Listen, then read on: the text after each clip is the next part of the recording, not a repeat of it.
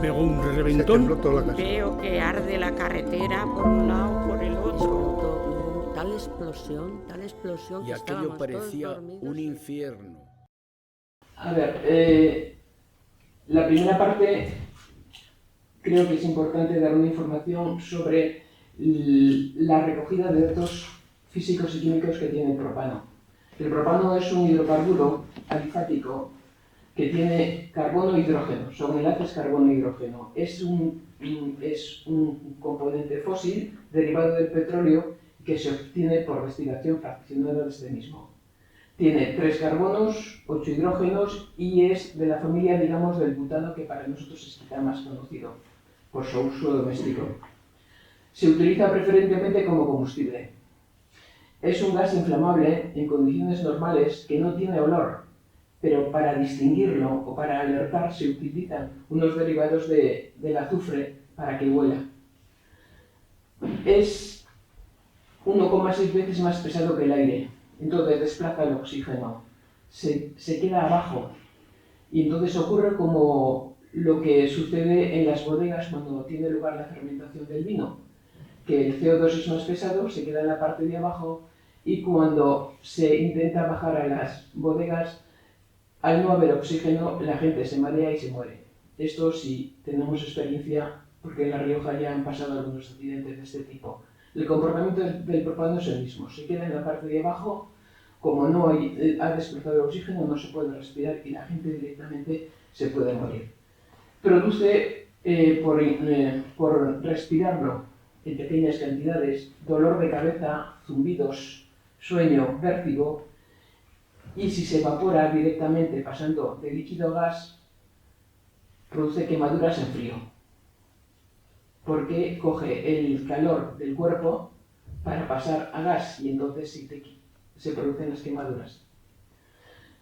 Si se combina con oxígeno forma una mezcla explosiva que por la acción de una chispa arde y explota, que es lo que nos comentan las personas que lo han vivido y lo han estudiado de la explosión que ocurrió en Zaramaga. La reacción química que tiene lugar es el propano más oxígeno para darnos CO2 y agua y mucho calor. Entonces el CO2 y el agua que se produce son inocuos, pero el calor que desprende es lo que produce la explosión. Por seguridad se dice que se debe aislar el foco de explosión en torno a 1600 metros. Esto es lo que comentan los datos de los bomberos. Puede llegar hasta 1600 metros, o sea, cogería mucho más que Zaramaga. La densidad del propano líquido es 1850 kilos por metro cúbico. Es decir, si imaginamos un metro cúbico, pues casi pesa 2 toneladas si lo llenamos de propano. Su punto de ebullición, es decir, su paso de líquido a gas, es menos 42 grados centígrados. Con lo cual, el depósito del camión que explotó pues tenía que estar a esta temperatura. Cuando se abre una espita o se rompe para que salga, sale el gas y automáticamente sale el líquido, que en ese momento el propano está como líquido, se convierte directamente en gas. Y su poder calorífico es 13.385 kWh por kilo, es enorme. Entonces, ¿cómo con todos estos datos interpretamos la explosión del camión en Zaramaga? Según la experiencia que nos han ido aportando las personas que directa o indirectamente han tenido conocimiento de ello o lo han sufrido. Nos comentan que se veía como una niebla densa. Entonces, interpretemos que esa niebla densa es directamente el escape del propano. O sea, un camión, según la información que tenemos, chocó contra otro, le produjo una avería y una vía de salida de líquido. Entonces, directamente el propano, en cuanto tiene una vía de salida, se convierte en gas. Y entonces ese gas, como es más pesado que el aire, desplaza al aire, el aire tiene que irse para arriba y él se queda en la parte baja, que es la más pesada. Entonces, sí tiene un olor extraño, por lo que he comentado antes de que le añaden un componente de azufre para detectarlo. Ocurre lo mismo con el butano de las casas. El butano tampoco tiene olor, pero le añaden un componente para que, si te das cuenta que huele raro, es probable que haya una fuga. Y entonces lo que siempre recomiendan es que no des la luz, porque es la chispa que produce la explosión. No se produce explosión mientras no haya chispa. Esto es lo que nos ocurre, por ejemplo, con un mechero de bolsillo, de estos líquidos. Tenemos un mechero de bolsillo para los que fumen y resulta que hasta que no haces clic y le das la chispa, no se enciende. Con esto ocurre lo mismo.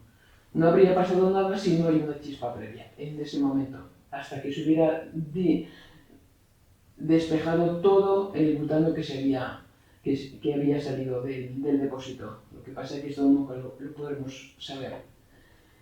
Necesita entonces la chispa de arranque para iniciarse la reacción química, que es la que os he comentado antes, propano más en el oxígeno del aire, pues CO2 agua y mucho calor. Entonces esto produce una explosión que produce destrozos en edificios y en personas. El gas, como cuando se calienta, sube, porque nos comentaban que se veían como en el cielo llamaradas. Entonces la interpretación que se podría hacer sería que en la parte baja que está el propano, cuando se produce la chispa, si es que se produjo por el arranque del coche que se había calado, según nos contaban, vuelve a arrancar y ahí tenemos el inicio de la explosión. Entonces todo el gas estaba ya en la parte baja en el suelo y se calienta y explota. Y entonces al explotar va subiendo el calor, el aire, el propano que está encima se desplaza, se calienta y sigue subiendo. Entonces es probable que hubiera, al aumentar la temperatura, el propano se formaran bolas o zonas donde hubiera propano en el aire. Y entonces es lo que, por simpatía, vuelven a explotar y entonces se ven como llamaradas. Es lo que la gente que lo ha vivido nos comenta. ¿Y por qué el asfalto se calienta rápidamente el suelo? Pues de la misma manera que la explosión inicial es sobre el suelo, donde está la mayor concentración de propano, se calienta todo lo que esté, se calienta y se quema. Entonces se calienta el asfalto, se calientan la calzada, las aceras que había, y entonces es lo que nos comentan que quedan restos de los pasos de las personas que en aquel momento les pidió por desgracia en esa zona. Las quemaduras son muy graves, pero depende también de a la distancia que estés del punto de explosión. Y también hay otro dato que nos comentan y es se orientó la explosión en una dirección. Y esto parece ser que es que si el aire desplaza al propano, el aire se está moviendo y tiene una velocidad, si desplaza el propano de aquella zona y más cantidad, la explosión va dirigida en esa dirección misma. A mí me ha recordado todo esto al tener que mirarlo, una explosión también que hubo más tarde, en el 80, si os acordáis de la explosión de Ortuella, la escuela. En aquel momento fue una fuga de la calefacción, que también era de propano, en el cual las dos aulas que estaban al lado de la calefacción murieron 48 niños y las dos profesoras. Entonces supongo que con este tipo de accidentes las normas de seguridad se convertirían en más estrictas para evitar desgracias. Pues era la época en que ETA estaba en activo y entonces hubo un primer susto. ¿Cómo puede ser que esto sea? Entonces, claro, se investigó más y dices, ¿dónde ha ocurrido? ¿Por qué ha ocurrido? ¿A qué es debido? ¿Dónde estaba la calefacción de propano?